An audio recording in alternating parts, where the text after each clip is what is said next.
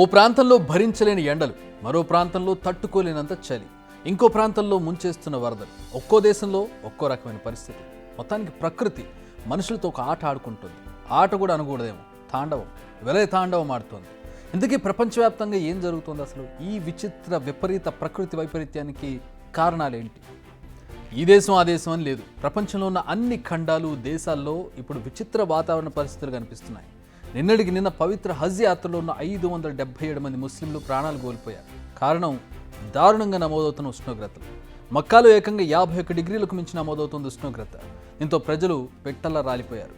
ఇక్కడ ప్రకృతే ప్రజల ప్రాణాలు తీస్తుంది. ఒక్క మక్కాలోనే కాదు, ఇప్పుడు అనేక దేశాల్లో టెంపరేచర్స్ అంతకంతకు పెరిగిపోతున్నాయి. మన దేశాన్ని తీసుకోండి.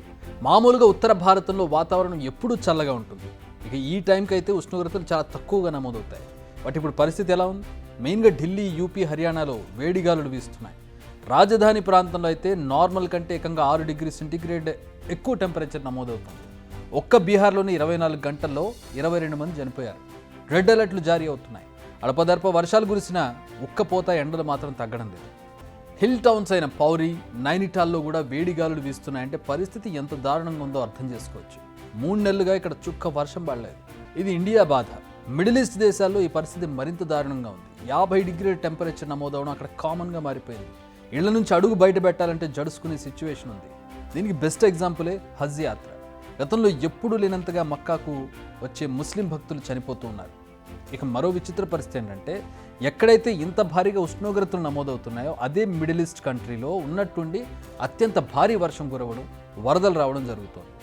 ఎడారి దేశాల్లో వరదలు రావడం అనేది చాలా అరుదు, కానీ ఇప్పుడు చాలా కామన్గా మారిపోయింది అక్కడ. ఆ వరదలకు జనాలు చనిపోవడం కూడా అంతే కామన్గా మారిపోయింది.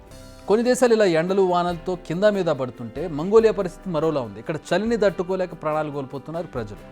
ఇక చలి దెబ్బకు చనిపోతున్న జంతువుల సంఖ్య అయితే లెక్కలేదు. ఇక్కడ జడ్ అంటే తీవ్ర అనావృష్టి తర్వాత వాతావరణం ఉన్నట్టుండి అతి శీతల చలికాలం రావడం. ఇప్పుడు ఈ జడ్ మంగోలియాను షేక్ చేస్తుంది. ఇప్పుడు ఈ జడ్ కారణంగా అక్కడ పచ్చగడ్డి కూడా మొలవడం లేదు. ఈ ఇయర్లో జడ్ కారణంగా 71 లక్షల పశువులు మృతి చెందాయి. ఇందులో పశువులు, గొర్రెలు, మేకలు ఎట్సెట్రా ఉన్నాయి. జడ్ కారణంగా 1,49 లక్షల పశువులు చనిపోతాయని అంచనా వేస్తూ ఉన్నారు. నిజానికి మంగోలియాలో పశువులు, యాక్లు, గొర్రెలు, మేకలు, గుర్రాలను జాతీయ సంపదగా ఆ దేశ రాజ్యాంగం గుర్తించింది. మంగోలియా ఎక్స్పోర్ట్స్లో మాంసానికి 2nd ప్లేస్.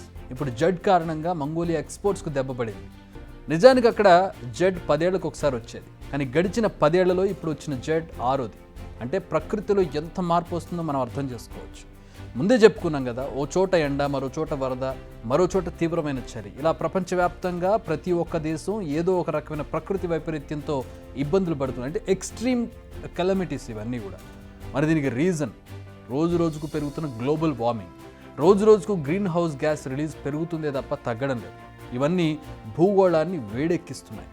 నిజానికి ప్రతి ఏడాది గల్లీ నుంచి ఢిల్లీ దాకా, ఆసియా నుంచి అంటార్కిటికా దాకా, అత్యంత పేద దేశం నుంచి అత్యంత ధనిక దేశం దాకా ఇలా అన్ని వర్గాల్లో దీనిపై చర్చ నడుస్తోంది. అనేక నిర్ణయాలు తీసుకుంటున్నారు. కానీ అమలు విషయానికి వస్తే అంతంత మాత్రంగా కనపడుతుంది.